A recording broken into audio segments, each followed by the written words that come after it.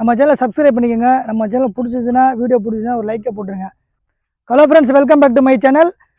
ஒரு முக்கியமான விஷயத்தை சொல்லிட்டு தெரிஞ்சுக்கோங்க. என்னோட அனுபவத்தில் ஹோண்டா சைன் வண்டி 15,000, 20,000, 25,000 பட்ஜெட்டில் விலை கம்மியாக கிடைக்குன்னு தயவு செஞ்சு வாங்காதீங்க.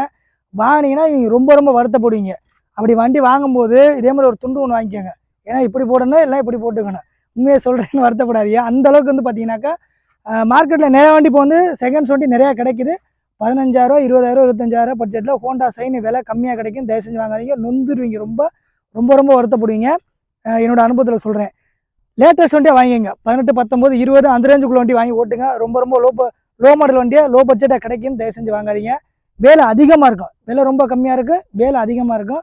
ஏன்டா வாங்கணுங்கிற அளவுக்கு நீங்கள் எப்போவுமே ஒர்க் ஷாப்பில் மட்டும்தான் வண்டி நிற்கும். உங்களுக்கே தெரியும், ஹோண்டா சைன் ஏற்கனவே கொஞ்சம் கோளாறான வண்டி. ரொம்ப பழைய மாடல், ரொம்ப கம்மியான வாங்கினீங்கன்னா சுத்தமாக மனசு நோகிற அளவுக்கு ஆயிரும். ஓகே.